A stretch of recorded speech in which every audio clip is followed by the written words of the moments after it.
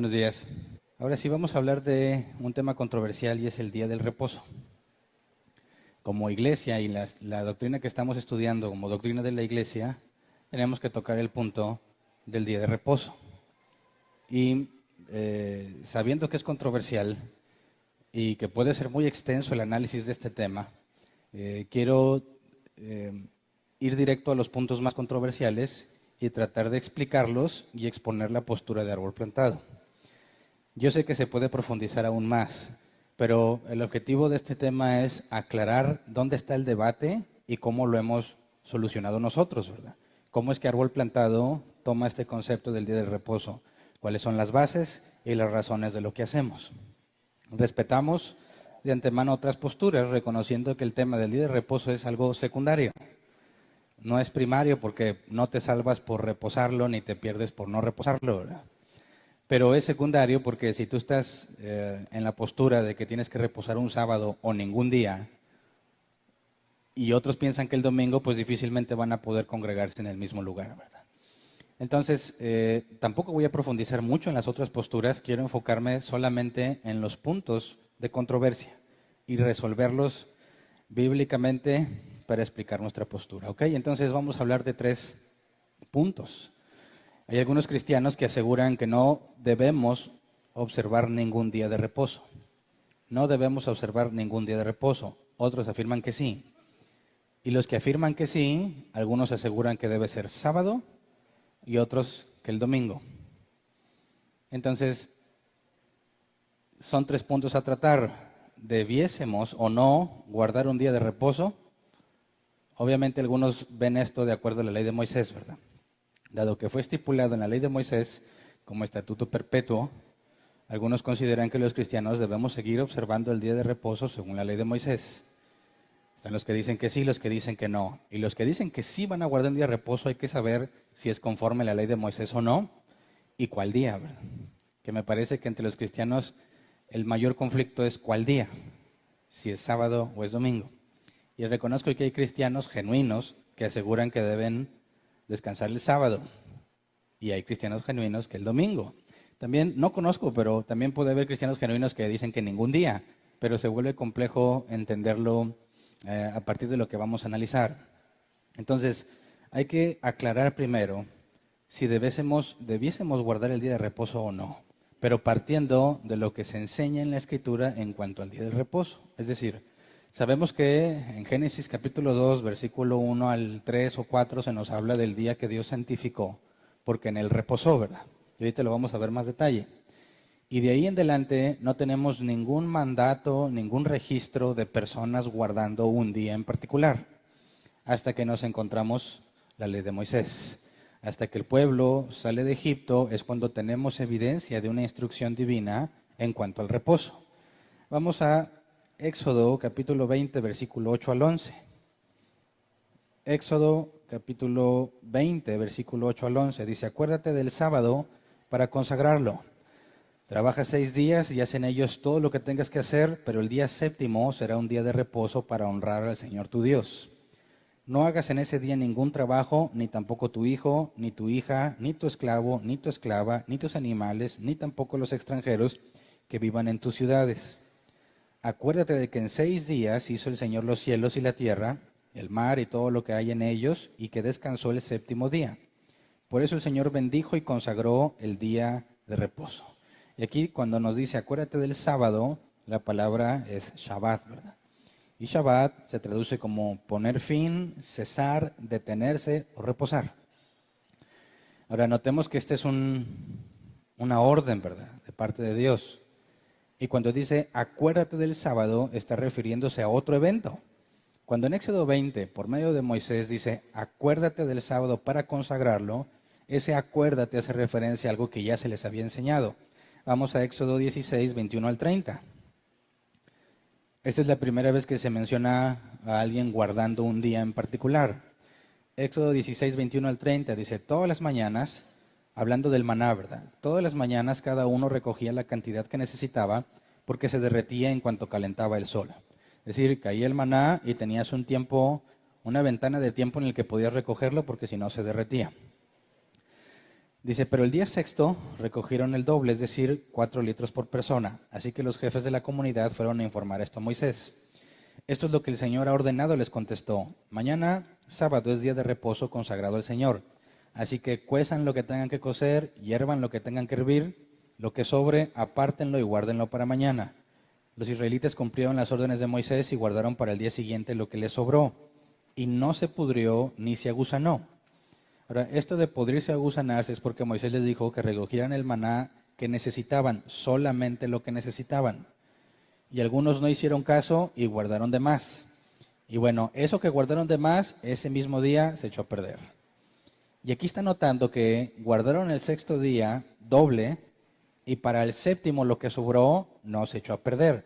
De manera que había algo sobrenatural en la comida esta, ¿verdad? Dada por Dios. Además del hecho de que caía del cielo, era comida que Dios les mandaba, también tenía esta propiedad de que se echaba a perder siempre y cuando no fuera el sexto día. El sexto día sobrevivía para el séptimo y comían. Luego dice el versículo 25, cómanlo hoy sábado, les dijo Moisés, que es el día de reposo consagrado al Señor. Hoy no encontrarán nada en el campo. Es decir, si alguien decía, oye, yo no me siento muy seguro, déjame salgo a agarrar más, porque todos los días caía maná del cielo en la mañana, bueno, el sábado no había nada. De manera que tuvieron que haber recogido el doble el día anterior, ¿verdad? Entonces, fíjate, las propiedades del maná que no se echa a perder en el día sexto, dura todo el día, bueno, un día previo al reposo, el día séptimo no se echaba a perder y no caía del cielo. Entonces, estaban forzados a guardarlo, ¿verdad? Dice versículo 26, deben de recogerlo durante 6 días porque el día séptimo, que es sábado, no encontrarán nada. Algunos israelitas salieron a recogerlo el día séptimo, pero no encontraron nada. Así que el Señor le dijo a Moisés, ¿hasta cuándo seguirán desobedeciendo mis leyes y mandamientos? Tomen en cuenta que yo, el Señor, les he dado el sábado. Por eso en el día sexto les doy pan para 2 días. El día séptimo nadie debe salir. Todos deben de quedarse donde estén. Fue así como los israelitas descansaron el día séptimo. Ahora, eso fue como lo implementaron, ¿verdad? Y fíjate cómo Dios les pone limitantes de manera que lo tienen que hacer. Si no se preparan el día sexto, no van a tener que comer. Si quieren buscar el día séptimo, no va a haber. Si quisieran guardar desde días anteriores, no se puede porque se echa a perder. Y fíjate estas características. Nadie debe salir, todos deben quedarse donde estén. Y en Éxodo 20 vemos que eso se instituye como un mandato, ¿verdad? Ahora, este es el día de reposo según la ley de Moisés. Cuando decimos la ley de Moisés, usamos las palabras que Jesús usó cuando les decía a los fariseos o los escribas que dice la ley de Moisés.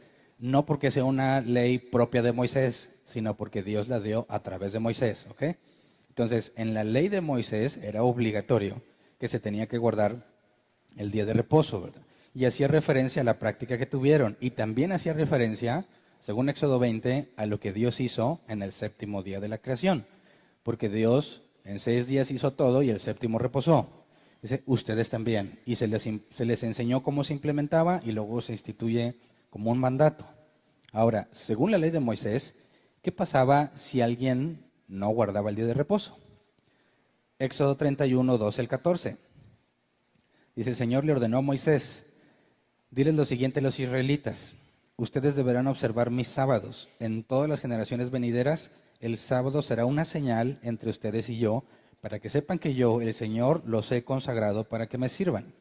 El sábado será para ustedes un día sagrado, obsérvenlo. Quien no lo observe será condenado a muerte. Quien haga algún trabajo en sábado será eliminado de su pueblo. Ahora, antes de que lo dijera aquí textualmente, ya había sucedido algo. Que un hombre, después de la instrucción de que no hiciera nada el sábado, no le importó y se levantó a recoger leña. Los demás israelitas lo vieron y fueron a decirle a Moisés, tenemos un hombre que está quebrantando la ley que Dios dio. Y entonces Moisés no sabía qué hacer porque Dios no le había instruido todavía qué procedía en ese caso. Así que fue y consultó a Dios y Dios le dijo, entre todos deben apedrearlo hasta que muera. Y lo mataron. Ahora, este es el día de reposo según la ley de Moisés. La pregunta es, ¿los cristianos estamos bíblicamente obligados a guardar esto o no? Algunos aseguran que sí. A mí me parece que bíblicamente la respuesta clara es un no. No en cuanto al día de reposo per se, ahorita voy a hacer la diferencia, sino en cuanto a la ley de Moisés. Porque no tenemos nosotros ninguna autoridad delegada por Cristo para matar a alguien a pedradas si no obedece el reposo. Además, en todo el Nuevo Testamento no hay referencia a que los cristianos se reunieran en sábado. Claro que sí, vemos que Pablo iba y en los sábados debatía con los judíos en la sinagoga, ¿verdad? Sabemos que iban al templo, pero estás hablando de los mismos israelitas. Pero ahorita vemos un poco más de información al respecto. El punto aquí es determinar bíblicamente si nosotros estamos forzados, según el Nuevo Testamento, según el pacto en Cristo, a guardar el reposo tal como se debía hacer en la ley de Moisés. Porque si te fijas, aparentemente te dice que tienes que quedarte en tu lugar, no debes de salir. En los tiempos de Jesús vemos que era un problema determinar qué cosas eran permisivas o no. Y tenían reglas sobre qué tanta distancia podías recorrer, qué tanto podías moverte, qué cosas podías hacer. Y entraron en conflicto con Jesús muchas ocasiones. Pero quisiera primero que viéramos que en Hebreos capítulo 8, versículo 8 al 13, se establece que ya no estamos bajo la ley de Moisés, no estamos bajo ese pacto, estamos bajo un nuevo pacto. Hebreos 8, 8 al 13 dice, pero Dios, reprochándole sus defectos, dijo, vienen días, dice el Señor, en que haré un nuevo pacto con la casa de Israel y con la casa de Judá. No será un pacto como el que hice con sus antepasados el día que los tomé de la mano y los saqué de Egipto, ya que ellos no permanecieron fieles a mi pacto y yo los abandoné, dice el Señor. Este es el pacto que después de aquel tiempo haré con la casa de Israel, dice el Señor. Pondré mis leyes en su mente y las escribiré en su corazón. Yo seré su Dios y ellos serán mi pueblo. Ya no tendrán nadie que enseñar a su prójimo, ni diré nadie a su hermano, conoce al Señor, porque todos, desde el más pequeño hasta el más grande, me conocerán. Yo les perdonaré sus iniquidades y nunca más me acordaré de sus pecados. Al llamar nuevo a ese pacto, ha declarado obsoleto al anterior, y lo que se vuelve obsoleto y envejece, ya está por desaparecer. De manera que es claro que estamos en el nuevo pacto, no en el pacto de Moisés. Por eso es que no observamos las ordenanzas de Moisés. Ninguna. Dicen, oye, pero los 10 mandamientos, no robarás, ¿ese lo obedeces o no? Sí. Ay, ¿por qué no los demás? ¿Por qué nada más esos? Pero ahorita llegamos a ese punto. Primero, después de enterarnos de lo que el autor de los Hebreos nos dice, que estamos bajo un nuevo pacto, según lo que se profetizó en el Antiguo Testamento, y el mismo Pedro en su primer discurso con los israelitas habló de que se habían cumplido las palabras del profeta Joel de que Dios derramaría su espíritu sobre toda carne y que los jóvenes y los ancianos tendrían sueños y visiones, está haciendo referencia al nuevo pacto.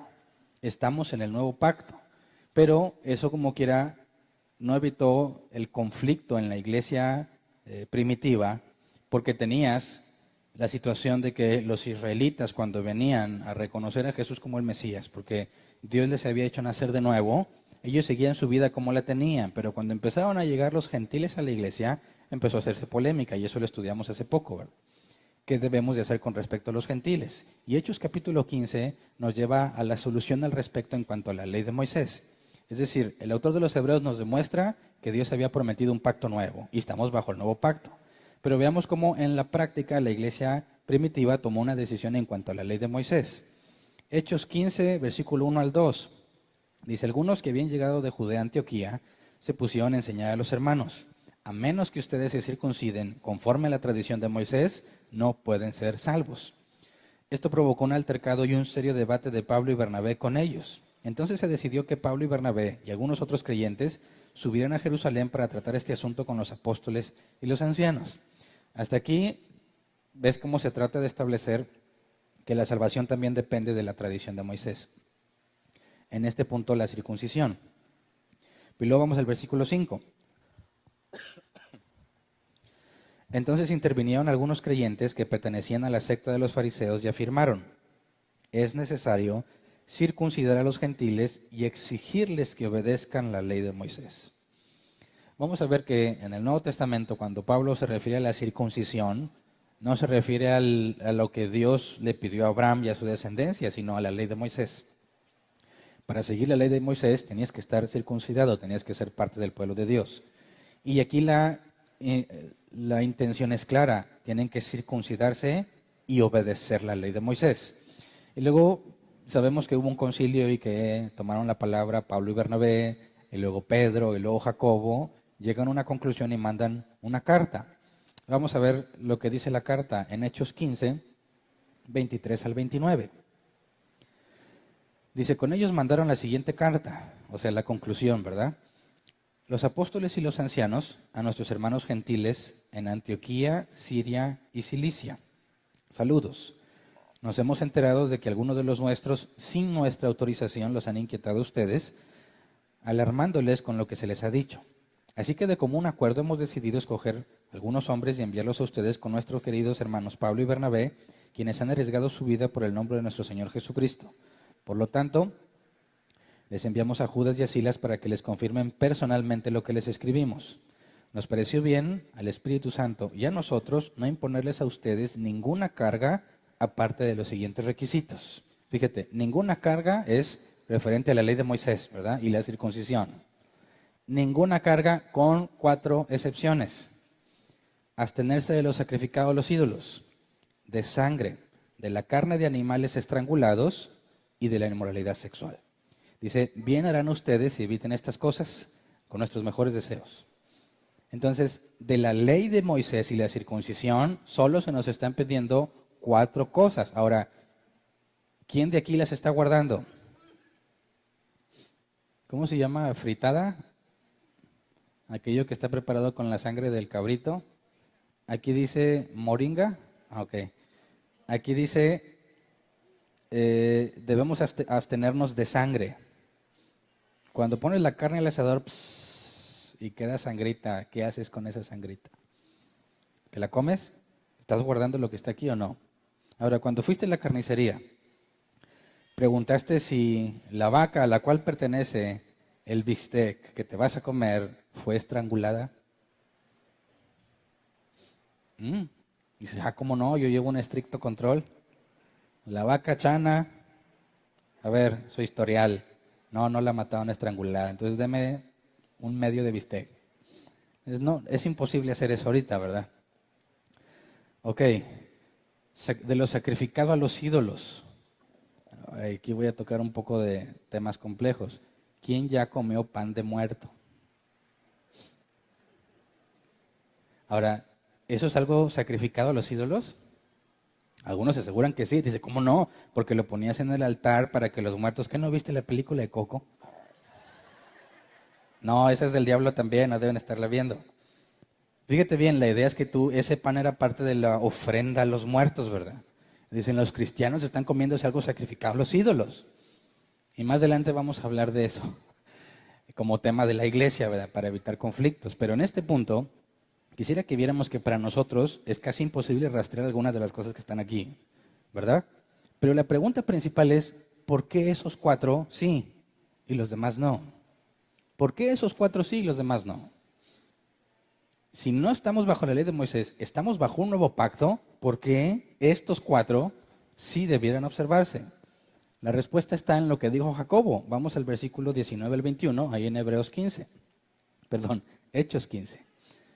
Hechos 15, 19 al 21. Palabras de Jacobo, dice, por lo tanto yo considero que debemos dejar de ponerles trabas a los gentiles que se convierten a Dios. Más bien, debemos escribirles que se abstengan de lo contaminado por los ídolos, de la inmoralidad sexual, de la carne de animales estrangulados y de sangre. En efecto, desde los tiempos antiguos, Moisés siempre ha tenido en cada ciudad quien lo predique y lo lea en las sinagogas todos los sábados. Así que esto está muy interesante, porque las 4 cosas que concluyeron en la carta es lo que Jacobo había propuesto. Jacobo, medio hermano de Jesús. ¿Ok? Pero ¿qué tiene que ver, después de que propone esas 4 cosas, qué tiene que ver el versículo siguiente? O sea, ¿qué tiene que ver esto? En efecto, desde tiempos antiguos, Moisés siempre ha tenido en cada ciudad quien lo predique y lo lee en las sinagogas todos los sábados. Cuando dice en efecto es porque está ligando lo que acaba de decir de esas 4 cosas con el hecho de que en cada ciudad hay sinagoga. ¿Qué tiene que ver eso? Precisamente el versículo 21 es la clave. Tienes que lidiar con el problema de que tienes en una congregación judíos y gentiles.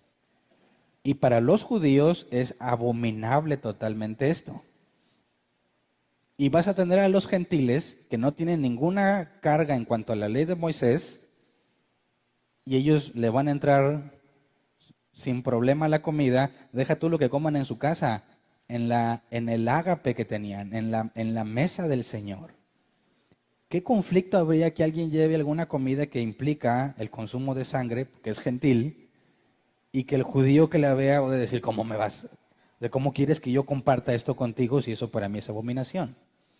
Entonces, estas 4 cosas que se están poniendo es para la armonía en la congregación, porque más adelante vemos que el problema de la carne sacrificada a los ídolos, Pablo dice, un ídolo nada es. Y si tú te lo comes con la conciencia tranquila, no pasa nada. De manera que no hay un problema per se en comerlo, porque Pablo concluye que no tiene nada de malo que comas algo si tu conciencia no te acusa. Y eso está en armonía con lo que Jesús enseñó. Nada de lo que entra al hombre lo contamina, sino lo que sale de él. Entonces te das cuenta que estas 4 cosas no es porque realmente sea un problema para nosotros, sino porque era necesario para la armonía en esas congregaciones mixtas. ¿Me explico? Así que no estamos guardando nada de la ley de Moisés. Y algunos podrán decir, no, Hernán, entonces puedes hacer lo que tú quieras. Si no estás bajo la ley de Moisés, tampoco estás bajo los 10 mandamientos. Entonces, estás diciéndole a la gente que viva en libertinaje. Claro que no. Primero veamos en 1 Corintios 9, versículo 20 al 21, que Pablo no vivía según la ley. Dice, entre los judíos me volví judío a fin de ganarlos a ellos. Por eso se reunía en las sinagogas los días de reposo. Por eso hablaba con ellos ahí. Y luego dice, entre los que viven bajo la ley me volví como los que están sometidos a ella, aunque yo mismo no vivo bajo la ley. ¿Te fijas? Su vida está en armonía con lo que se dice en Hechos 15. Y cuando dice que entre los judíos está como judío, está buscando la armonía del cuerpo de Cristo, para no hacerlos tropezar. Versículo 21, entre los que no tienen la ley, me volví como los que están sin ley, aunque no estoy libre de la ley de Dios, sino comprometido con la ley de Cristo, a fin de ganar a los que están sin ley. Fíjate, dice Pablo que él no vive bajo la ley, pero sí está sometido a la ley de Cristo, así que hay distinción. No está bajo la ley de Moisés, como ya vimos que se concluyó en el concilio de Jerusalén, pero sí vive bajo la ley de Cristo. ¿Cuál es esa ley de Cristo? Romanos 13, 8 al 10. Dice, no tengas deudas pendientes con nadie, a no ser la de amarse unos a otros. De hecho, quien ama al prójimo ha cumplido la ley. Porque los mandamientos que dicen, no cometas adulterio, no mates, no robes, no codicies, y todos los demás mandamientos se resumen en este precepto. Ama a tu prójimo como a ti mismo. El amor no perjudica al prójimo, así que el amor es el cumplimiento de la ley. ¿Te das cuenta? No estamos en nada bajo la ley de Moisés. Estamos bajo la ley de Cristo. Amar a Dios con todo lo que tenemos y a nuestro prójimo como a nosotros mismos. El apóstol Juan advierte, quien dice que ama a Dios pero no ama a su hermano, miente. Entonces, fíjate bien que no hay nada en la Escritura que indique que nosotros tenemos que seguir las ordenanzas en la ley de Moisés. Ninguna de ellas. Las 4 excepciones es para la armonía y la propia Biblia demuestra que en sí mismas no son un problema, sino para el que las consume con una conciencia contaminada.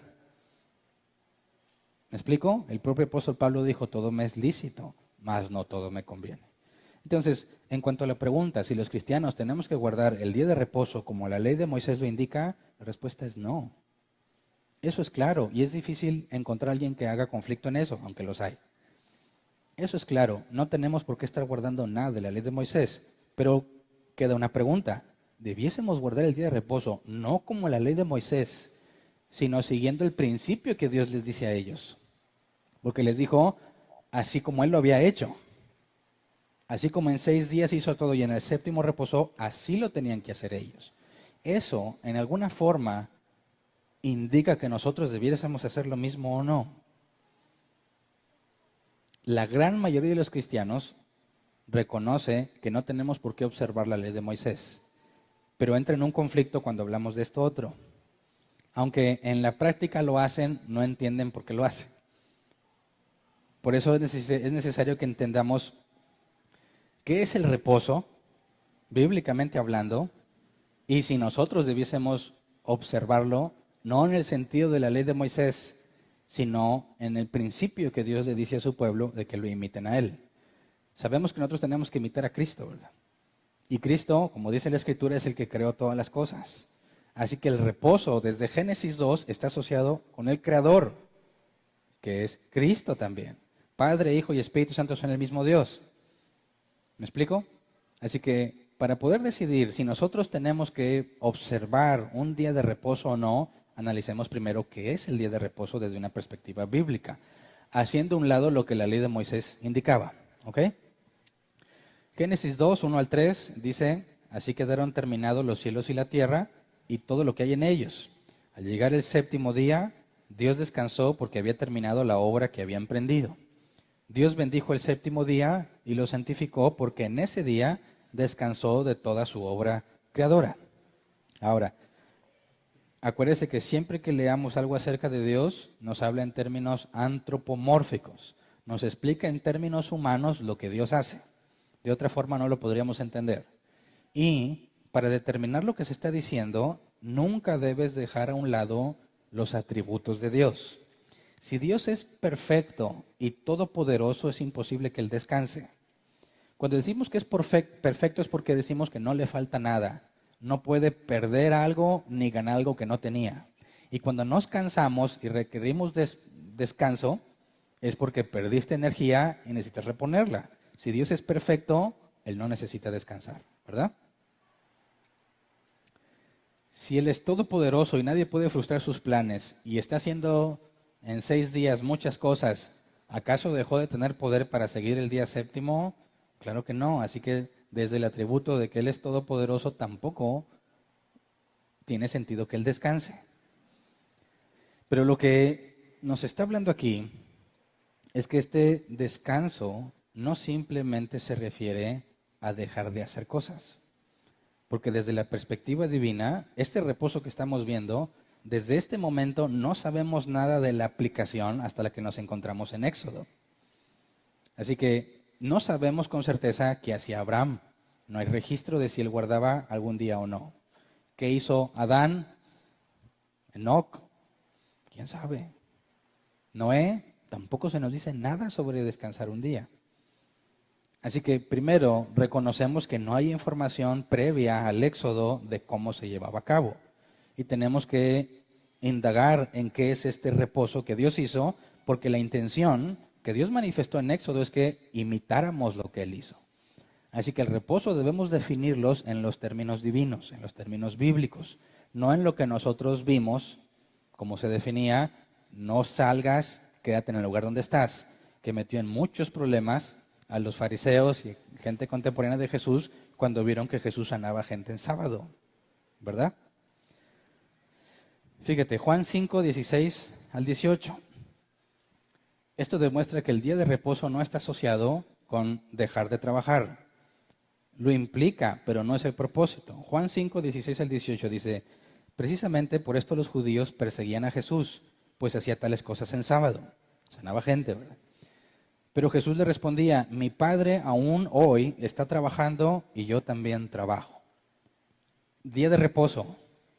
Dice, mi Padre está trabajando, haciendo referencia a Dios Padre, y Jesús dice, y yo también. De manera que el día de reposo que ellos interpretaron de que no puedes hacer trabajo, Jesús está demostrando que su interpretación es equivocada. Dice, versículo 18, así que los judíos redoblaban sus esfuerzos para matarlo, pues no solo quebrantaba el sábado, sino que incluso llamaba a Dios su propio Padre, con lo que él mismo se hacía igual a Dios. Entonces, esto que dice de quebrantaba el sábado es desde la interpretación de aquellos tiempos, ¿verdad? Entonces, entra en este conflicto. Y Jesús varias veces los llamó hipócritas. Dice, ¿quién ustedes en día de reposo, si su asno cae a un pozo, no lo sacan? Y esta mujer que estaba atada, no había de liberarla. Así que había un conflicto entre ver el reposo como no hagas nada, no trabajes, quédate en tu casa, que Jesús demostró que esa no es la interpretación correcta, porque si el Padre sigue trabajando y Jesús también, entonces ¿qué significa que Dios reposó, que Dios descansó? Ese descanso no es solamente ausencia de trabajo. Así que para entender lo que significa el día de reposo, sobre todo desde lo que está narrado en Génesis, tenemos que ir al contexto cultural de aquel entonces y ver cómo la Biblia nos explica qué es ese reposo. Ya que cualquiera de nosotros que dijera, yo quiero guardar el día de reposo, así que no voy a hacer nada, lo está haciendo incorrectamente. Porque ya vimos que no necesariamente indica que no vas a hacer nada. Así que vamos a Salmos 132, versículos 7 al 8. Salmos 132, versículos 7 al 8. Dice, vayamos hasta su morada, postrémonos ante el estrado de sus pies. Levántate, Señor, ven a tu lugar de reposo, tú y tu arca poderosa. Está hablando del lugar donde Dios reposa. Versículo 13 al 16, ahí mismo. El Señor ha escogido a Sión, su deseo es hacer de este monte su morada. Este será para siempre mi lugar de reposo. Aquí pondré mi trono, porque así lo deseo. Bendeciré con creces sus provisiones y saciaré de pan a sus pobres. Revestiré de salvación a sus sacerdotes y jubilosos cantarán sus fieles. Entonces fíjate, el salmista nos está diciendo que el lugar donde Dios reposa, ahí está su trono.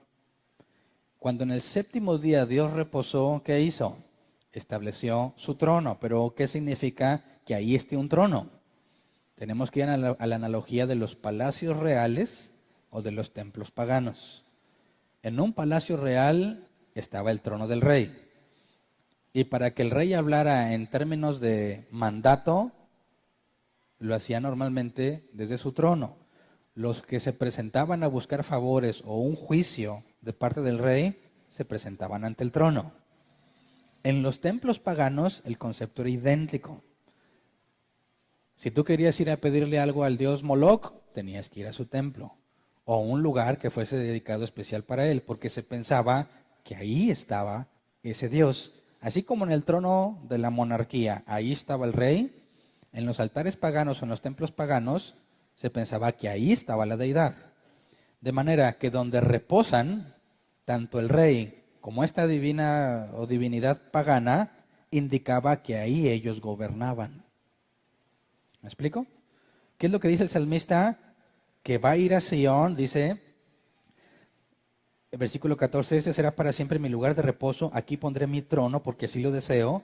Fíjate la consecuencia de que el trono esté ahí. Bendeciré con creces sus provisiones y saciaré de pan a sus pobres, revestiré de salvación a sus sacerdotes y jubilosos cantarán sus fieles. Donde Dios reposa es donde Él tiene el control, el gobierno absoluto. Y donde Él gobierna se manifiesta todo lo bueno, todas las bendiciones. Así que el séptimo día Dios reposó, no tiene nada que ver con que dejó de hacer algo, porque ya vimos que aún el día de hoy Él trabaja. Se refería al control sobre la creación.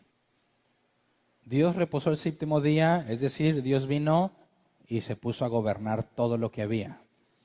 Todo era bueno. Esa es la consecuencia de que Dios reposara en ese lugar. El problema es que después del pecado perdimos eso. No podemos tener una relación con Dios. La morada, el Edén, donde estaban, fueron expulsados. Y después se pierde totalmente el rastro de ese lugar. Se perdió nuestra relación con Dios íntimamente. Y no tenemos acceso a ese reposo. Vemos que Jesús hablaba del príncipe de este mundo. Sabemos que Dios está gobernando, pero todavía no ha manifestado su reino en toda la tierra, ¿verdad? Sabemos que nosotros somos del reino de Dios, pero vemos que sigue habiendo injusticia. Vemos que hay mucha maldad y sufrimiento. Así que el reposo desde la perspectiva bíblica aún no se cumple. No sé si me explico. Cuando les está diciendo a los israelitas que el sexto día junten el doble, confiando en que no se les va a echar a perder, porque la experiencia decía que sí, y que en el séptimo día, como dice la Escritura, ni al que, bueno, en cualquier día de los 6, ni al que recogió mucho le sobró, ni al que recogió poco le faltó. Entonces, el día sexto tú guardabas doble, sin acolchonarte o con menos. Ahí estaba para que cada quien agarre lo que quiere, ¿verdad? Si tú lo hacías de acuerdo a tus necesidades, el día séptimo no ibas a padecer necesidad. Como estaban forzados, tenían que aprender a confiar en Él. El reposo que Dios les estaba instituyendo está basado no en que ellos no trabajen, sino en que confíen plenamente en Dios. porque Él es el que los sacó de Egipto. Así que el reposo bíblico no tiene que ver con lo que no hacemos, sino con reconocer el control y la soberanía de Dios. El problema es que aún no lo tenemos. Entonces, ¿qué hacemos? Fíjate, quisiera que viéramos cómo, a pesar de que Dios habla del día de reposo y lo instituyen los israelitas, la misma Biblia asegura que nunca entraron al reposo. Sabemos que sí guardaban el séptimo día, ¿verdad? Siempre lo guardaban y algunos perdieron la vida por no guardarlo. Sin embargo, la Biblia asegura que no entraron al reposo de Dios. Salmos 95, 7 al 11. Dice, porque Él es nuestro Dios y nosotros somos el pueblo de su prado, somos un rebaño bajo su cuidado. Si ustedes oyen hoy su voz, no endurezcan el corazón como en Meribá, como aquel día en Masá, en el desierto, cuando sus antepasados me tentaron, cuando me pusieron a prueba, a pesar de haber visto mis obras. 40 años estuve enojado con aquella generación y dije, son un pueblo mal encaminado que no reconoce mis senderos. Así que en mi enojo hice este juramento, jamás entrarán en mi reposo. Así que aunque observaban cada 7 días, no entraron en el reposo de Dios. De manera que el reposo no es lo que ellos hacían. ¿Me explico? Luego fíjate cómo el autor de los Hebreos habla de este tema. En Hebreos 3, 16 al 19, los israelitas entraron a la tierra prometida, pero como quiera no entraron al reposo de Dios. Dice Hebreos 3, 16 al 19, ahora bien, ¿quiénes fueron los que oyeron y se rebelaron? ¿No fueron acaso todos los que salieron de Egipto guiados por Moisés? ¿Y con quiénes se enojó Dios durante 40 años? ¿No fue acaso con los que pecaron, los cuales cayeron muertos en el desierto? ¿Y a quienes juró Dios que jamás entrarían en su reposo, sino a los que desobedecieron? Como podemos ver, no pudieron entrar por causa de su incredulidad. Y aquí es otro dato muy interesante. Para reposar, como lo dice la Biblia, se requiere fe. Fíjate bien cómo estamos demostrando que no tiene nada que ver con lo que dejaste de hacer. No estoy trabajando, no. Para empezar, tiene que ver con la soberanía de Dios y el control de Él. Y se requiere fe para poder estar en ese reposo. Y luego vamos a Hebreos 4, 2 al 11, donde el autor extiende esta situación y nos dice que los cristianos, aún en nuestros días, tenemos un reposo pendiente. Dice, porque a nosotros, lo mismo que a ellos, se nos ha anunciado la buena noticia. Pero el mensaje que escucharon no les sirvió de nada porque no se unieron en la fe a los que habían prestado atención a este mensaje. En tal reposo entramos los que somos creyentes. Conforme Dios ha dicho, así que en mi enojo hice este juramento, jamás entrarán en mi reposo. Es cierto que su trabajo quedó terminado con la creación del mundo, pues en algún lugar se ha dicho, así del séptimo día, y en el séptimo día reposó Dios de todas sus obras. Y en el pasaje citado también dice, jamás entrarán en mi reposo. Sin embargo, todavía falta que algunos entren en ese reposo. Y los primeros a quienes se les anunció la buena noticia no entraron por causa de su desobediencia. Por eso, Dios volvió a fijar un día, que es hoy, cuando mucho después declaró por medio de David lo que ya se ha mencionado. Si ustedes oyen su voz, no endurezcan el corazón. Si Josué les hubiera dado el reposo, Dios no habría hablado posteriormente de otro día. Por consiguiente, queda todavía un reposo especial para el pueblo de Dios, porque el que entra en el reposo de Dios descansa también de sus obras, así como Dios descansó de las suyas. Esforcémonos pues por entrar en ese reposo para que nadie caiga al seguir aquel ejemplo de desobediencia. Y bueno, no sé si te resulte complejo, pero está diciéndonos que el reposo que está pendiente es en el que por medio de la fe descansamos de nuestras obras. Tiene que ver con el día en que Él va a venir y restablecer lo que se perdió en el Edén. En el día en que Él, como rey, venga a tener control total de toda la tierra. Ese reposo es el que nosotros entramos, pero aún no se manifiesta. Porque aunque parcialmente descansamos de nuestras obras en Él, es decir, sabemos que por medio de su sacrificio, por medio de la fe, por medio del nuevo nacimiento, no tenemos que hacer obras para salvarnos, sino que descansamos en su soberana voluntad.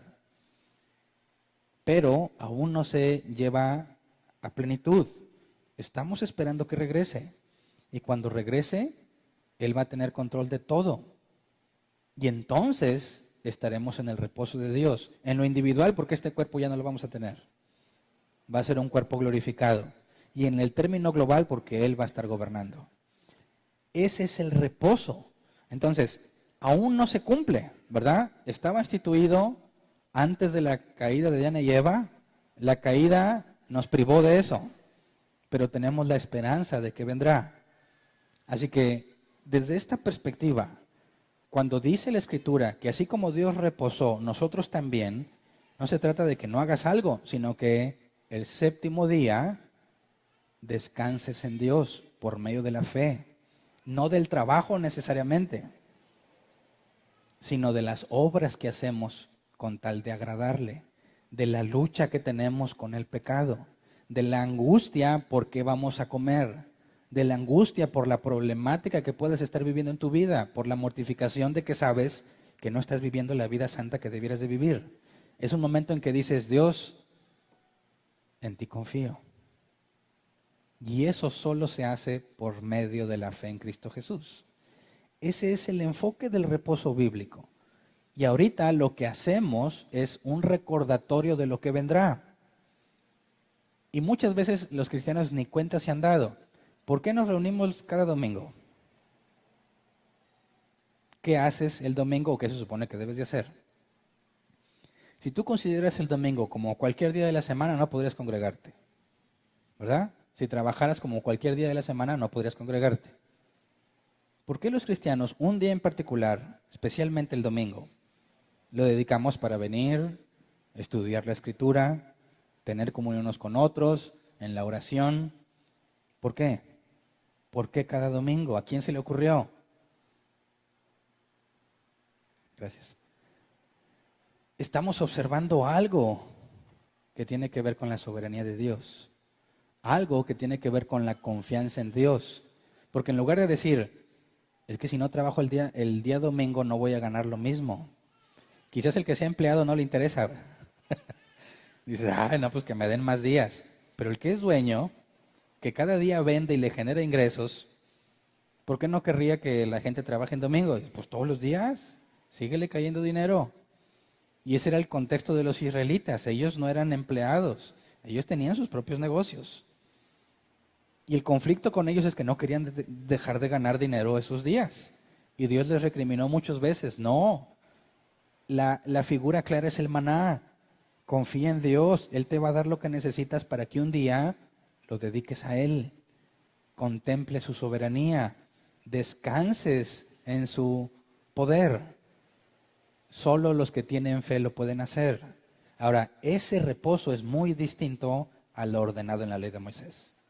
¿Me explico? Así que los cristianos, conscientes o inconscientes, lo han estado observando desde siempre. No sé si te das cuenta. Lo hemos estado observando todos los domingos desde que te hiciste cristiano, aunque no sabías por qué. Entonces, claro que los cristianos han concluido, incluso desde la iglesia primitiva, que un día debía apartarse para el Señor. Y en el Nuevo Testamento no hay evidencia contundente de que se reunían solo los domingos. Cuando Pablo dijo que el primer día de la semana, cuando partían el pan, se reunió y habló con ellos, algunos dicen, ahí está la prueba de que se reunían el primer día de la semana. Sí, pero si tú lees los primeros pasajes, dice que todos los días se reunían. Entonces no es concluyente en cuanto a solo los domingos. Cuando Pablo en la colecta para los santos, que lo vimos en el tema de acordarnos de los pobres, dice que cada primer día de la semana separen una cantidad. Dicen, ya ves, ahí dice que cada primer día de la semana es domingo, ¿verdad? Los cristianos se reúnen domingo, tampoco es contundente. Pero tenemos evidencia histórica de los cristianos después, los sucesores de los apóstoles, los que se quedaron como ancianos encargados de las iglesias, Justino Mártir y otros, pues principalmente lo que tenemos como la didaqué o didasqué, que son conceptos que se tenían que enseñar a todo cristiano. Y ahí se especifica que el día del Señor, el primer día de la semana, se debían de reunir. Pero ¿Cómo se concluye eso? Bueno, porque estamos haciendo un día especial con respecto a todos los demás. Dios santificó el séptimo día. Nosotros, aunque no lo sabías, hemos santificado el domingo. Pero la palabra santificado en el original es apartado, puesto aparte. No sé si me explico. Hemos dicho, el domingo es para Dios. O la mayoría ha dicho eso. Porque muchos dicen, el domingo es para mí y si puedo voy a las cosas de Dios. No, pero la esencia del cristianismo es que un día, cada 7, lo dediques a Dios. Entonces, ¿qué es lo que vemos que la iglesia hacía? La iglesia se reunía a perseverar en la doctrina, ¿verdad? En el partimiento del pan, en la comunión unos con otros y en las oraciones. También, para que eso se pueda llevar a cabo, debes abstenerte de lo que haces cualquier día. No debes ir a trabajar como trabajas siempre porque no podrías venir. Tienes que hacer un alto para dedicarle tiempo a las cosas de Dios. También es ideal, como vimos que Jesús lo hacía, que se hagan obras de misericordia en ese día. Manifestar a Dios no nada más entre nosotros, sino también afuera. Eso es lo que vemos que la iglesia primitiva hacía. Cuando se reunían, y como vemos en los escritos de la iglesia primitiva después de los apóstoles, el domingo lo hacían. Por eso es que lo hacemos en domingo. Pero en este punto es, ¿debiéramos observar un día de reposo, sí o no? Sí, porque si no, ¿cómo le hacemos para cumplir con lo que la Biblia dice? El apóstol Pablo dice que no debemos dejar de congregarnos, como algunos tienen por costumbre. Entonces, sí se requiere la observancia de un día de reposo de acuerdo a lo que manifestó Dios en Génesis, de acuerdo al objetivo que se le plasmó a los israelitas, pero no como la ley de Moisés lo pide. ¿Me explico? Entonces, llevamos 2 puntos de 3. ¿Debemos guardar el día de reposo como la ley de Moisés? No. Bíblicamente lo probamos. ¿Debemos observar un día de reposo? Sí, es necesario para la iglesia y la iglesia primitiva lo hacía. Ahora, sábado o domingo. ¿Cómo resolvemos eso? Y en el paso de muchos años yo he visto ese conflicto mucho entre cristianos. Tiene que ser en sábado porque la Biblia dice que el sábado debes descansar, ¿verdad? Y ahí surge una pregunta que casi siempre le hago a todo el que trae este tema a conversación conmigo. Digo, a ver, ¿el sábado, nuestro sábado, es el sábado de ellos? O sea, tú lees en español que dice sábado, ¿verdad? Pero si te vas al contexto cultural y considerando que por ahí de 1540 y tantos se estableció nuestro calendario actual, ¿el día sábado nuestro es el que guardaban ellos? Aparte considerando que un día arbitrario dijeron, hoy empezamos y es lunes. O domingo, no me acuerdo con cuál empezaron. Ahora, ¿podríamos asegurar que el sábado nuestro es el día que ellos guardaban? Es decir, ¿la Biblia hace referencia a un día específico en la semana o a un ciclo de cada 7? ¿Me explico? En todo el Nuevo Testamento no hay ninguna referencia de los cristianos, específicamente gentiles, como es nuestro caso, que guardaran el sábado. Lo que tenemos en la historia es que era el día del Señor. ¿Cuál es el día del Señor? En el Nuevo Testamento, el día del Señor es el primer día de la semana, el día en que Jesús resucitó. Fue el día en el que el Espíritu Santo se derramó en Pentecostés. ¿Cómo lo sabemos? Porque era el día 50, primer día de la semana. Ese día tomó una especial importancia para los cristianos porque principalmente es el día de la resurrección de Jesús. En Apocalipsis el apóstol Pablo dice que estaba en el día del Señor cuando tuvo la revelación y era domingo. Ahora, ¿cómo debiéramos concluir bíblicamente si es sábado o es domingo? Bueno, depende de cómo interpretes lo que Génesis 2 dice. Cuando dice que Dios reposó el séptimo día, el séptimo es un día en particular y por consecuencia tendrías que investigar cuál era ese día para reposarlo hoy o un ciclo de cada 7 días reposar, cada 7 días. A mí me parece que no hay razón para pensar que tenemos que investigar cuál era ese día específico y hacerlo. Porque si así fuese, Dios hubiese dejado instrucciones claras en el Nuevo Testamento de qué día en particular guardar, y no las hay. ¿Verdad? Así que me parece que ante la ausencia de una instrucción directa de un día en particular en la semana, la única interpretación que se puede pegar a las Escrituras es la cíclica, cada 7. Así que si alguien se quiere reunir cada sábado, sigue siendo válido, porque es cada 7, ¿verdad? Si es cada domingo, también. Oye, cada miércoles. Nosotros enfrentamos ese problema aquí en la iglesia. Hay personas entre nosotros que no pueden venir los domingos porque sus días laborales incluyen el domingo. Algunos dicen, pues yo puedo venir los miércoles nada más. Entonces, ¿qué hacemos con ellos? Bueno, cada miércoles. ¿Me explico? Ahora, ¿puedes trabajar ese día o no? ¿Qué opinas? Bueno, tendríamos que recordar primero que hay casos extremos y lo que podemos llamar lo general. ¿Qué pasa si estás en una situación muy crítica y no tienes para sostenerte? Es domingo y te dan oportunidad de trabajar para conseguir sustento para tu familia. ¿Trabajas o guardas el reposo? Bueno, como ya definimos el reposo, como por medio de la fe confiar en el poder y en el control de Dios, no necesariamente la ausencia de trabajo, y puesto que para la vida, para ser un buen administrador, necesitas ese sustento, no había problema en que consideres trabajar para obtener la comida de ese día, pero como una excepción, ¿verdad? Y tú dices, no, ya no puedo venir porque trabajo siempre, eso está apartado porque impide que cumples el mandato de congregarte, ¿verdad?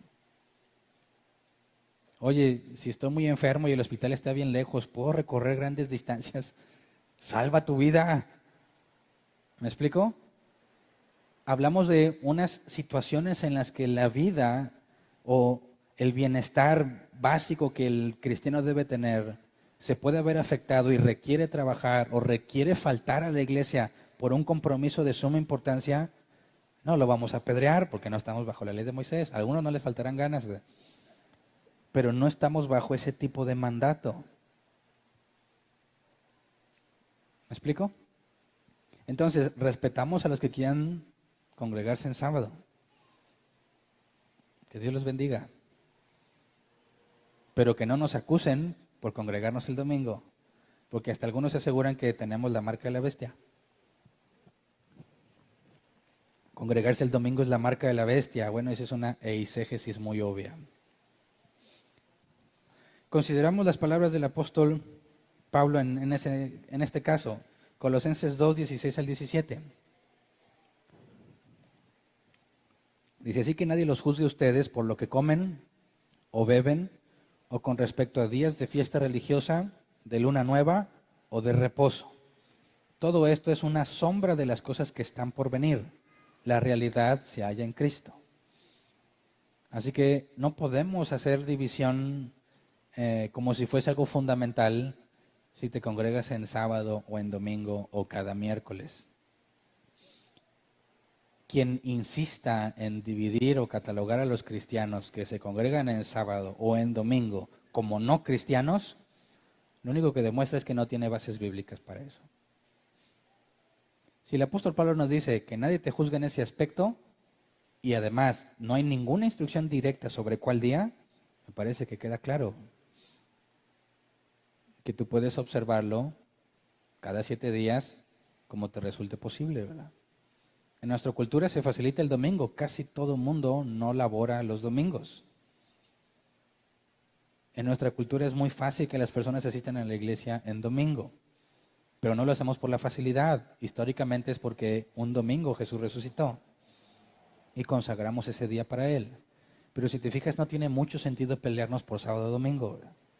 Quien diga, yo reposo el sábado y me congrego el domingo, está confundido. No entiende que el congregarte el domingo y hacer las cosas del Señor el domingo, ya estás aguardando el reposo bíblicamente hablando, ¿verdad? Quien dice, yo el sábado y el domingo, me parece que no tiene claro el tema. Por último, quisiera que viéramos un tema de controversia. Último, ya aclaramos 3 puntos, ¿verdad? No guardamos el reposo según la ley de Moisés. Sí observamos el reposo desde la perspectiva bíblica. Y sábado o domingo queda al criterio de la congregación, ¿verdad? Pero quisiera que viéramos que dentro de los que consideran que sí observamos el reposo, no como la ley de Moisés, y que sí debe ser un día para reunirnos, un día para estudiar de la palabra, para convivir, un día donde te abstienes de lo que normalmente haces, para consagrarlo al Señor, y que todavía puedes hacer obras de misericordia. Surge una pregunta: ¿puedo hacer cosas para mi propia recreación o no? Es decir, ¿será malo que un domingo me vaya al cine y no fui a ver La Pasión de Cristo, sino otra película? Que va a decir, bueno, depende de qué película vas a ver. ¿Qué pasa si se estrenó, no sé, qué película? Y dice, ay, pero en domingo, no, es el día del Señor. ¿Puedo o no? ¿Qué pasa si ese día me quiero ir a pasear con mi familia? ¿Puedo o no? Quizás para algunos de otros dirías, ¿por qué te preguntas eso, verdad? Bueno, hay un pasaje que quisiéramos que leyéramos, Isaías 58, 13 al 14, pero en la Reina Valera 60, que lo traduce literalmente. Isaías 58, 13 y 14 dice, si retrajeres del día de reposo tu pie, de hacer tu voluntad en mi día santo, y lo llamares delicia, santo, glorioso de Jehová, y lo venerares, no andando en tus propios caminos, ni buscando tu voluntad, ni hablando tus propias palabras, entonces te deleitarás en Jehová, y yo te haré subir sobre las alturas de la tierra, y te daré a comer la heredad de Jacob tu padre, porque la boca de Jehová lo ha hablado. ¿Te fijas? Aquí Dios está haciendo mención al objetivo del día de reposo. Y nuestro esfuerzo es reposar como Dios espera que lo hagamos. No según la ley de Moisés, sino según el objetivo. Y aquí dicen, ¿qué es lo que dice? No hagas tu voluntad. No sigas tus propios caminos. No hables tus propias palabras. No hagas lo que tú quieres. Dedícalo al Señor. Ir al cine es dedicárselo al Señor. ¿Cuántos están en pecado entonces?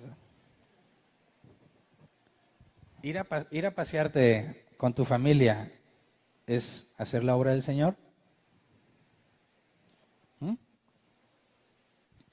Después de la reunión, ir a una carnita asada con algunos de la iglesia, ¿es la voluntad del Señor? Oye, si pues está bien, tengo una jungla en el porche de mi casa, los que tienen zacate yo no tengo pasto, los que tengan pasto pues decir, hombre, ya sale el niño y no lo encuentras. ¿Estará mal que me ponga a cortar el césped en el día del Señor? Porque si lo estamos consagrando al Señor, ¿no te parece que rebasa la línea de consagración, el que yo haga cosas que yo quiero para mi propio deleite? Bueno, depende cómo interpretes esto. Hay 2 posturas y dentro de la doctrina reformada hay 2 posturas, la postura puritana y la continental. La postura puritana dice, no debes de hacer ese tipo de cosas. Debes dedicarlo única y exclusivamente al Señor. Y algunos recomiendan que en lugar de tener una reunión de domingo, tuviéramos 2 o 3. Y que todos deberíamos estar obligados a asistirlas, porque ese día es para el Señor. Y dicen, en 6 días, haz todo lo que tengas que hacer. ¿Te quieres ir a pasear? Tienes esos días. El 7º únicamente el Señor. Y cuando yo estaba leyendo sobre la postura puritana en este tema, me di cuenta que yo la estaba viviendo hace mucho, aunque en toda ignorancia, porque yo recién convertido, yo decía, el domingo es del Señor. Y si hay 3 cultos en la iglesia, a los 3 me quedaba. O sea, literalmente me pasaba el domingo en la iglesia. Ahora, yo no sabía de esta postura, yo lo hacía por convicción propia. Entonces, ¿cómo ven si a partir de la próxima semana nos chutamos 3 de la misma? ¿O no? La postura continental dice, espera, hay que analizar el contexto de lo que pasaba. El problema de los israelitas es que querían seguir haciendo negocios en domingo. Ese fue la constante. Cuando regresaron del exilio, ahí viene como dice, no me acuerdo quién era, Nehemías, de las greñas, alguna versión así dice, de las greñas los arrastró para que no trabajaran en domingo. Y luego dice aquí, fíjate la forma en que contrapone tu voluntad y la de Dios. De manera que se puede interpretar en ese contexto que la voluntad expresada aquí del individuo es la que se opone a Dios. Porque dice que en lugar de ser tu voluntad, hagas lo de Dios. De manera que esa voluntad aquí no es recreación, sino tu naturaleza pecaminosa. Hacer aquello que es opuesto a la voluntad de Dios. Pero si un cristiano convive con sus hermanos en Cristo, con sus amigos, con su familia, ¿es opuesto a la voluntad de Dios? ¿Será desagradable a los ojos de Dios? ¿Será quitarle tiempo para Dios y dedicarlo a algo que no tiene nada que ver con Dios? Al contrario. Oye, si me voy a ver una película, obviamente depende de qué película vas a ver, eso es cierto. Pero ¿con quién estás conviviendo? ¿Es parte de qué? ¿Fuiste el objetivo? ¿Te sentaste solo a ver la película y no estabas con nadie? ¿O había comunión entre tus amigos o principalmente entre tus hermanos en Cristo y simplemente salieron a pasearse? ¿Será eso opuesto a la voluntad de Dios? No lo considero. Por eso aquí en Árbol Plantado no andamos diciéndole a nadie esas cosas. Estamos de acuerdo en la postura continental. Pero sí hemos hecho énfasis en que los domingos tienes que congregarte. Y aquellos que no pueden los domingos, el miércoles. Es necesario. Quizás no sabías todo el trasfondo de por qué, ¿verdad? Pero espero que quede claro de por qué lo hacemos así. Así que sí observamos el día de reposo, no en los términos de la ley de Moisés. No como algo forzoso a pena de muerte o a pena de expulsión. Pero sí reconocemos que si un cristiano no se congrega, va a terminar expulsado. No por el hecho de que no guardó el sábado, el Shabbat, no por el hecho de que no guardó el reposo, sino por la negligencia de no edificar a los demás con sus dones, no tener comunión con los demás y no estar con nosotros en las cosas del Señor. ¿Me explico? Entonces, yo sé que hay mucha información al respecto, pero espero haber llegado a los puntos claves que generan conflicto y que explican nuestra postura. De manera que si alguien te dice, hey, ¿tú por qué tienes la marca de la bestia? ¿En mano derecha o en la frente? ¿Se me ve? No, te congregas en domingo. Bueno, hay mucho que explicar, ¿verdad? ¿Me explico? No vayas tú diciéndole, tú eres el de la marca porque te congregas en sábado, judaizante. No, ¿verdad? Hay que aclarar primero, a ver, ¿tú observas la ley de Moisés? Hay que llevarlos al nuevo pacto, ¿verdad? No es eso. Ah, bueno, entonces demuéstrale cómo en ese punto podemos interpretar que es cada 7 días, no un día particular de la semana, que me parece que sería imposible de ubicar, ¿verdad? Así que vamos a ponernos de pie y vamos a orar.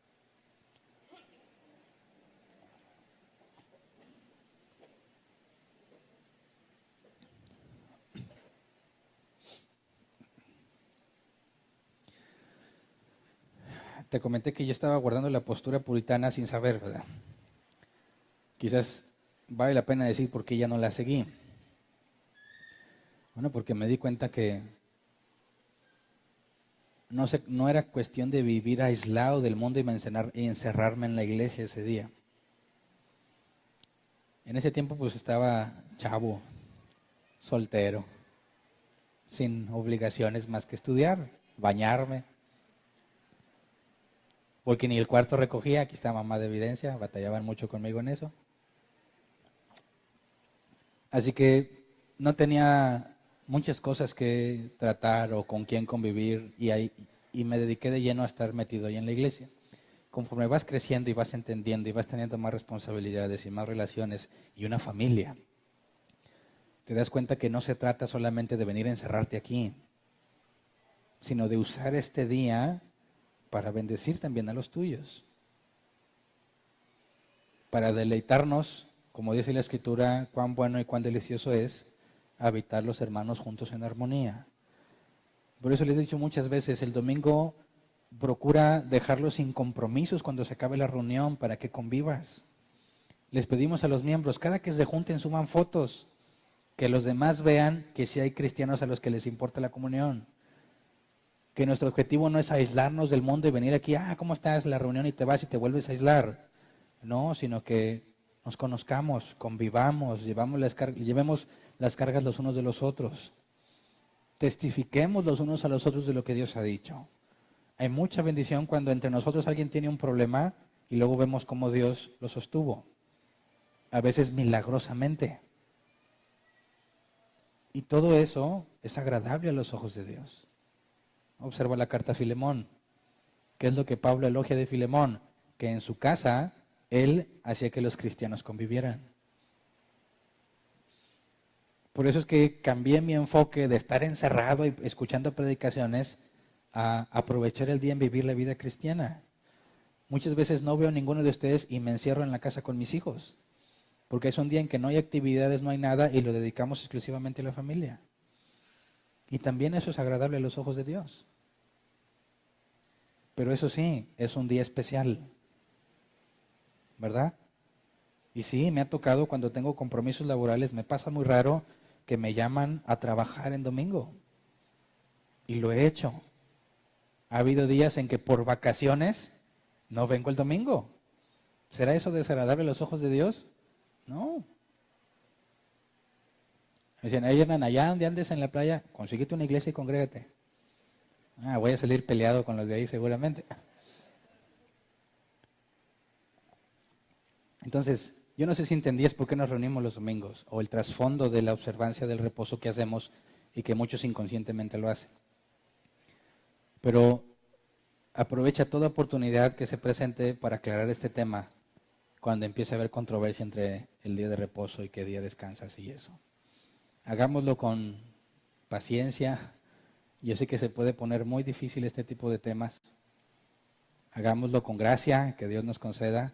Si hablamos de las doctrinas de la gracia, lo último que debes de perder es la gracia que aseguras haber recibido. Y si no hay forma de hacerlos comprender, evita las vanas discusiones. Hay muchos proverbios que hablan de eso. Pero estemos conscientes de lo que hacemos. Y si no has guardado este día, como sabes que debieras o pudieras hacerlo, te recomiendo que lo hagas. Que lo veas como un día especial.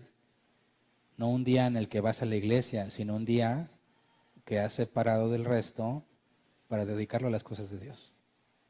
¿Ok? Vamos a orar. Señor, estamos muy agradecidos contigo, Señor, porque si no fuera por la fe que nos has dado, no podríamos reposar en ti. Tu palabra nos promete el reposo completo que recibiremos, Señor. Tenemos la garantía que es el Espíritu Santo en nuestros corazones, de que nos vas a transformar. Ahorita nos transformamos mediante la renovación de nuestro entendimiento, Señor, pero tú nos has prometido que nos darás un cuerpo nuevo. Y anhelamos ese día, Señor, el día en que dejemos de luchar con nosotros mismos para hacer tu voluntad. El día en que podamos ver en toda la creación tu control y tu gobierno sobre todas las cosas. El día, Señor, que podamos ver que somos como tú, como la Escritura enseña. Tendremos un cuerpo glorificado, no que seremos dioses, sino que tendremos un cuerpo igual al de la resurrección de Jesús. El día en que te veremos cara a cara, Señor. Tú te has manifestado a nosotros y en fe te hemos conocido, Señor, pero no hemos tenido el privilegio de verte. Y sabemos que un día nos lo has prometido y que estaremos contigo por toda la eternidad, Señor. Y anhelamos que llegue ese día. Y cada séptimo día, Señor, lo hemos dedicado para ti, Señor. Para buscarte junto con nuestros hermanos. Para convivir con todos aquellos que también te plació salvar. Para buscarte en oración como lo estamos haciendo en este preciso momento, Señor. De común acuerdo, en un mismo sentir. Señor, quita las cosas que estorben para que podamos guardar este día como tú lo has definido, Señor, para que confiemos en tu soberanía. Si alguno de aquí está angustiado por el día de mañana, enséñalo a reposar en ti. Si alguno de aquí está afanado, Señor, por las cosas que quiere tener, enséñalo a descansar en ti. Danos la confianza que necesitamos para hacer un alto este día, para descansar en ti en todo sentido, confiando en que tú has provisto todo para nuestra salvación que tú eres fiel para guardarnos sin caída y que tú terminarás la buena obra que empezaste en nosotros, Señor. Si alguno de nosotros no lo ha entendido, Señor, está extraviado, concede el entendimiento, Señor. Concédenos gracia para explicarle, de manera que podamos gozarnos juntos observando lo que sabemos que un día llegará. Hoy reposamos, Señor, en parte, limitados, anhelando lo que llegará, pero confiamos en que un día nos reuniremos todos juntos, nadie se adelantará, todos nos reuniremos contigo en las nubes, Señor, para estar contigo eternamente. Gracias. Amén. Pueden sentarse. Pasemos a la sección de preguntas. Tenemos 15 minutos para responder preguntas y algunos ya me dijeron que estamos tomando más de 15 minutos. Yo no sé si alguien sacó el cronómetro y se puso a checar, pero pues yo estoy confiando en los que me dan la señal allá. Entonces ahí ya me barreo, pero usemos este tiempo sabiamente, ¿verdad? Abstengámonos de comentarios, dediquémoslo a dudas. La intención es que nadie se vaya con una duda. Yo voy a hacer mi mejor esfuerzo por contestarla, ¿ok? También dedicamos tiempo a los que nos acompañan en línea. Así que tenemos que distribuir el tiempo entre los que estamos aquí y las preguntas en línea. Pero como ya lo habíamos establecido, la prioridad es primero aquí, ¿verdad? Vamos a resolver las preguntas que están aquí y luego buscamos resolver las que están en línea, ¿ok? Así que levanta tu mano y te llevan el micrófono. No es necesario que pases al frente, no es necesario que te pares de tu lugar o que te pasees por el lugar. Con que quedes en tu lugar, te llevan el micrófono y si permaneces ahí, todos vamos a estar en paz, ¿ok? ¿Alguien tiene una pregunta? Levante su mano aquí. Bueno, sí. Pues efectivamente es un tema muy controversial y me salieron varias preguntas. Voy a hacer nada más la que considero pertinente, puesto que traigo ahí una ligera duda. Tenemos la seguridad o hay evidencia exacta de que Jesús resucita en domingo, porque según Juan capítulo 20 versículo 19 habla de que Jesús se aparece el primer día de la semana. Si tenemos como tradición la semana, vamos a decirla, de acuerdo a la semana romana, ¿no? No la que rige a los judíos en aquel tiempo, que Jesús es crucificado jueves y al tercer día resucitaría en sábado y aparece en domingo, que es la postura que algunas personas tienen. No sé si sea correcto o es incorrecto. Bueno, cuando decimos que es el día que resucitó el Señor es porque hacemos referencia a que el primer día de la semana encontraron la tumba vacía. Y es cuando en los distintos relatos de los evangelios tenemos la aparición de Jesús, ¿verdad? Si primero a María o a las mujeres o a los discípulos, podemos establecer un orden cronológico de cómo pudo haber pasado. Entiendo que si nos vamos estrictamente al momento exacto en el que resucitó, sin haber tenido la evidencia de la tumba vacía, va a depender de la postura que tengas y sobre todo del calendario que uses.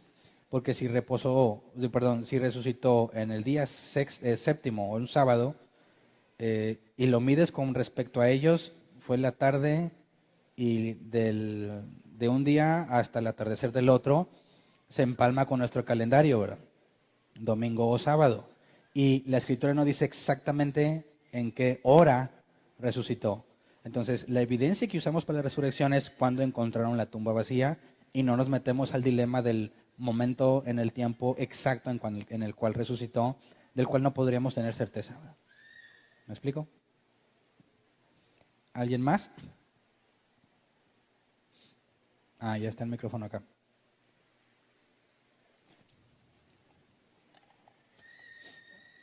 Sí, bueno, Sí. Hernán, una pregunta referente a la postura continental que manejabas ahorita.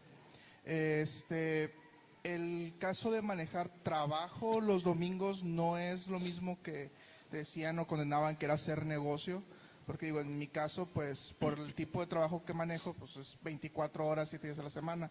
Si algo me piden generalmente cada 15 o sea, cada 3 semanas o 2 semanas, tengo que estar conectado los domingos esperando que si algo falla, entra en respuesta. Ujú. Y en ese aspecto no es lo mismo hacer como negocio o algo porque viene siendo trabajo, Bueno, no aplica en contra. cuando hablamos de hacer negocio, te ponía la postura israelita de que ellos decidían ocupar ese día para comprar y vender, ¿verdad?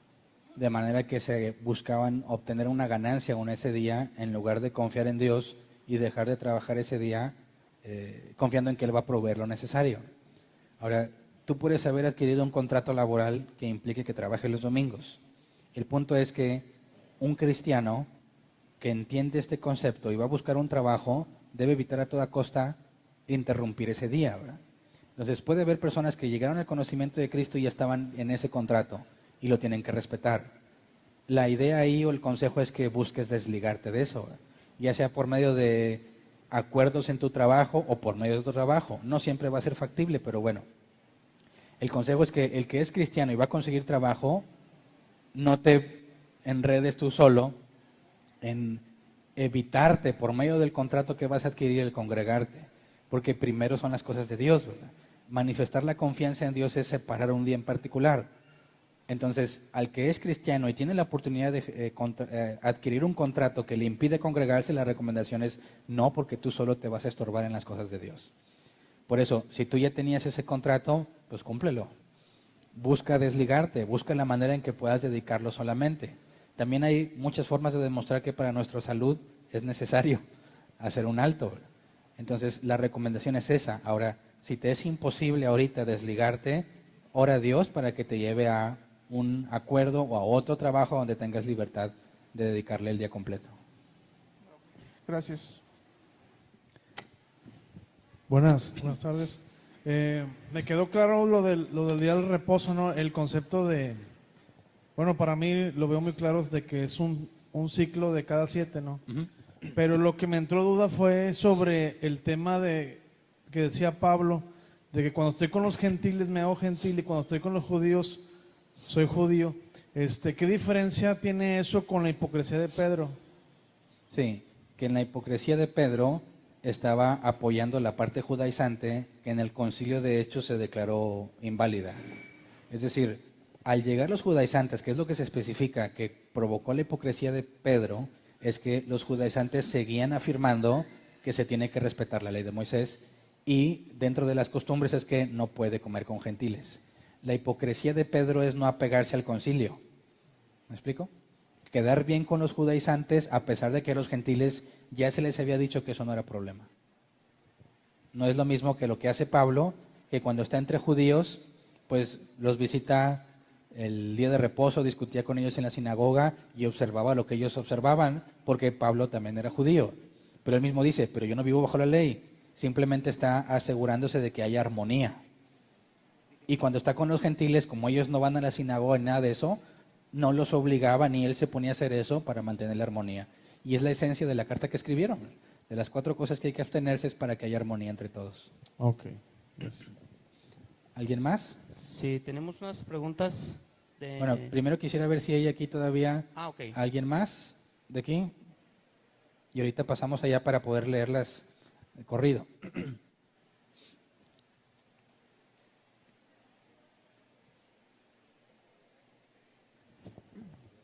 Sí, buen día. Buen día. Pastor, cuando haces referencia al reposo de Dios mencionado en Génesis 2,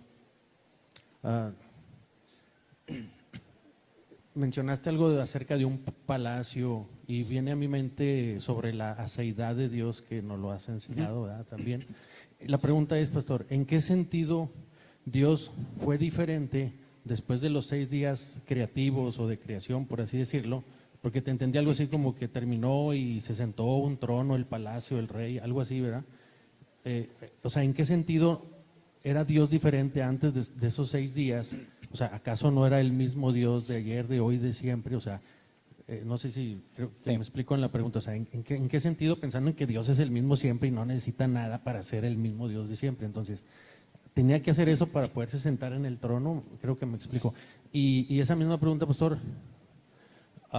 quitando la ley para el pueblo de Israel que dice será como pacto perpetuo, ¿verdad? Y para él y su pueblo, y fuera de la ley de Moisés, ese reposo de Dios mencionado en Génesis 2, ¿en qué momento de la Biblia, pastor, se ve o se observa que Dios no lo ordena, por así decirlo, a todas las demás personas que estamos fuera del pueblo de Israel, o sea, que no éramos del pueblo que salió de Egipto, o sea, nada que ver con Moisés.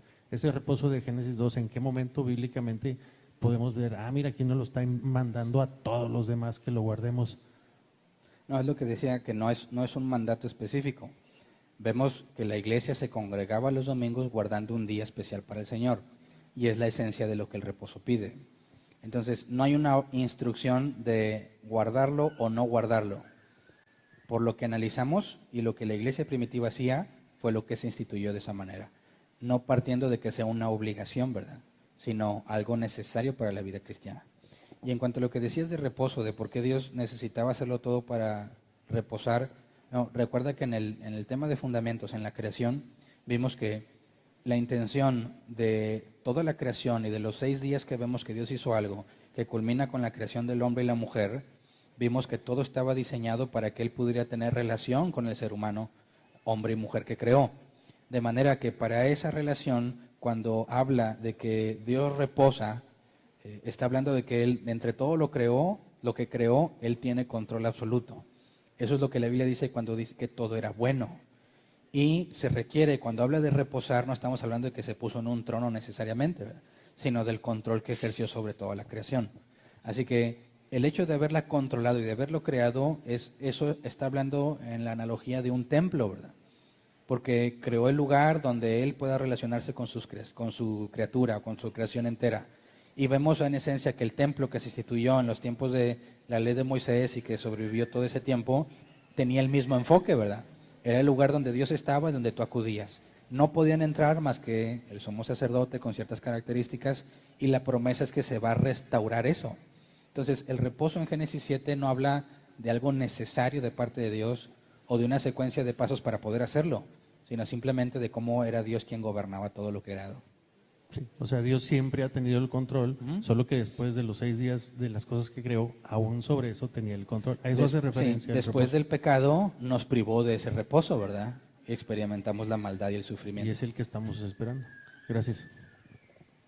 ¿Alguien más? ¿No? Muy bien, damos oportunidad allá. Ok. Dice, para las personas que no conocemos una iglesia de sana doctrina donde vivimos, ¿cómo podremos manejarlo? ¿El reposo? Me imagino que es lo que pregunto. Bueno, obviamente es un tema complejo de qué va a pasar con aquellos que no tienen dónde congregarse. Se asume que ya hicieron todo lo humanamente posible para buscar un lugar y no lo encontraron. Entonces, lo que se busca ahí es la manera en que buscamos apoyar es que se unan a las transmisiones en línea, que ellos traten de empezar a crecer en el conocimiento de Dios y le piden a Dios 2 cosas. Una, que los guíe a una iglesia bíblica, o 2, que Él, compartiendo lo que sabe, pueda dar inicio a una congregación, a un grupo de estudio primero, ¿verdad?, donde más cristianos estén buscando aprender de Dios. Y que con el paso del tiempo, tal como pasó con nosotros, eso se convierta en una congregación, con los elementos que una iglesia debe de tener. Entonces, el punto es que si ellos no tienen cómo estar adquiriendo el crecimiento bíblico que requieren, las transmisiones en línea tienen ese objetivo. Consagren ese día en acompañarnos en la transmisión y en analizar y hacer las cosas que a Dios le agrada el domingo, ¿verdad? No se pueden congregar físicamente aquí, pero pueden hacerlo por medio de internet. Obviamente eso nunca va a reemplazar a una congregación, pero el objetivo, recuerda, es que Dios les guía a una, o que ahí Dios en su misericordia puede empezar una. Ok. La siguiente pregunta dice, los que tenemos negocio y tenemos gente que trabaja en domingo, ¿es correcto tener a la gente trabajando aunque sea inconversa? Bueno, si te fijas, lo que vimos es que para el reposo se requiere fe. Eso indica que es algo propio de los cristianos, de los nacidos de nuevo. Aquel que no ha nacido de nuevo no tiene ningún tipo de responsabilidad de observar el reposo. Entonces, ya quedaría criterio del dueño de la empresa, ¿verdad?